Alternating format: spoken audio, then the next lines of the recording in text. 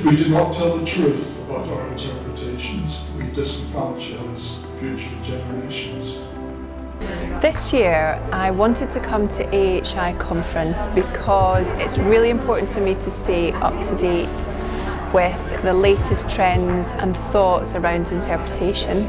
I find it a great place to meet people who are doing similar jobs.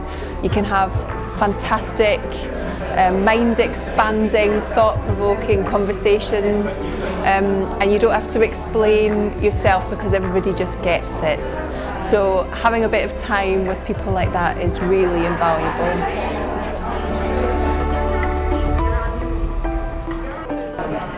I found the conference really inspiring. It's been a great few days spending time with colleagues in all sorts of different organisations who work with interpretation and learning about some recent and current projects that people are undertaking, getting up to speed with latest technologies and developments in best practice, and all of that is going to be able to feed into the plans that we're developing at Longleat. I've realised there's no easy answers when it comes to facts, fiction and interpretation and truth. But I think this conference has demonstrated that the interpretation needs to be more two-way than ever. And like any equitable two-way conversation, it's important not to deceive our audience. The interpreters and others involved in the management of that heritage and the people experiencing the interpretation work together to create meaning and to reveal truth.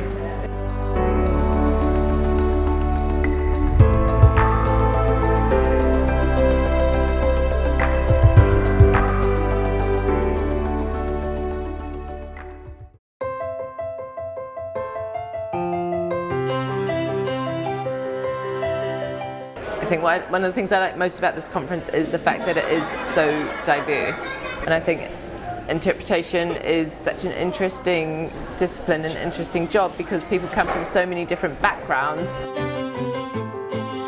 The theme of conversations is a really important one to have because it makes us think about how we're communicating, but makes us reflect on how we're communicating as well.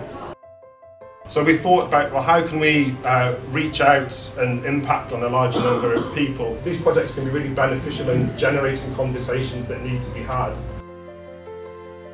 So the real highlight for me was James's workshop, which happened at the beginning of the conference. It was a really good introduction to heritage interpretation. It really gave me some light bulb moments where I thought, I get this.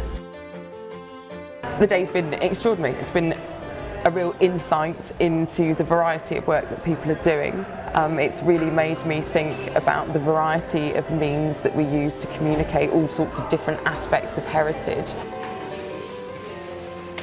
What I can take away from this conference is that I am in a very special group of people that are very both intellectually minded and inspirational. Because I was thinking about how buildings are named and how the story of eugenics is both commemorated and hidden at the same time. What I decided to do was to turn the buildings in the UCL campus, which are named after these people, into exhibits by putting labels on them. I think you will always find people that you can connect with.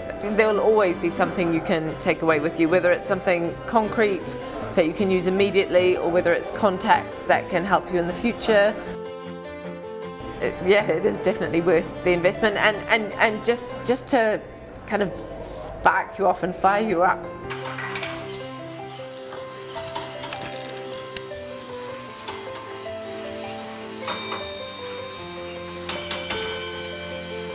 I'm a teacher and lecturer. I write and I communicate with a variety of audiences, but this has really made me think about the really varied mechanisms we use to do that and the different ways we can do it. This is a real hub of innovation for different ideas.